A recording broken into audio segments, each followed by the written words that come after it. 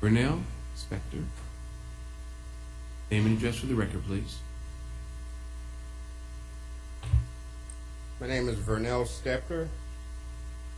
I live at 3864 Cedar Path Drive in Memphis, Tennessee, Council District 3,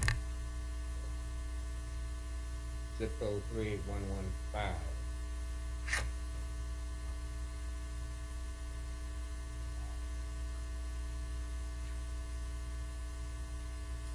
I want to thank all of you for giving me this opportunity to speak to you this afternoon. Of course, my passion is the city of Memphis. I'm a retiree, and I think that whatever negotiations that have occurred with active workers will affect me eventually. I would like to thank you again, and I would like to first speak about the National Response Framework. The National Incident Management System is intended to be used by the entire community. This unified form of incident planning and response includes private, nonprofit sectors, the faith-based organizations, local, state, and federal governments. Federal and state resources alone cannot meet all of the needs of those affected by natural disasters, catastrophic events, or terrorist attacks. You may wonder what terrorist attacks. My answer to that is the Islamic State.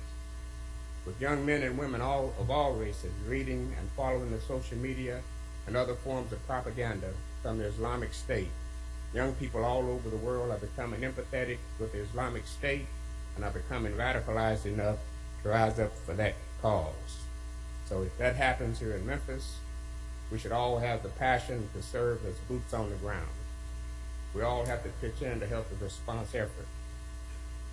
Every city division of Memphis, Tennessee, including this administration, has a core capability that is a distinct element that is needed to achieve the national preparedness goal. With that in mind, you must never think that this administration is separate from the police and fire divisions. You should never think that this administration is separate from the general services, public works, park services, public services division. E pluribus unum, out of many, one. Now I would like to ask a question that maybe only a few in this forum can answer, and that is, who's responsible for the balance? To bargain in good faith has always been the mission statement of every labor negotiation procedure since the beginning of time in Memphis, Tennessee, following the murder of Dr. Martin Luther King. The municipal labor unions have given this 2015 negotiation process the greatest respect that it deserves. It is insufficient to point to the guarantee of a face-to-face labor negotiation as a procedure that would eliminate any errors in the negotiation process when it's obvious that a face-to-face negotiation process was never intended to occur. If there's no face-to-face negotiation between the municipal labor unions and this administration, there can be no bargaining in good faith and no fair negotiation. And that means that this constitutional process that was promised was only an urban myth. From the news I've been hearing and reading about, the only good faith is coming from the labor union side of the tables. The literal translation is that this scale is out of balance. Would you summarize, please, sir? Thank Yes. you.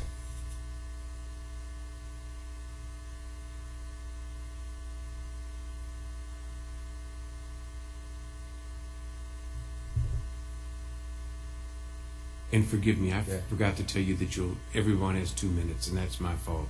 But please summarize. Thank you. Sure thing. Okay. All right. I retired from the Memphis Police Department after 39 and a half years, but the last 4.5 years were pretty terrible. I've never seen an administration that's always eager to say no in negotiations.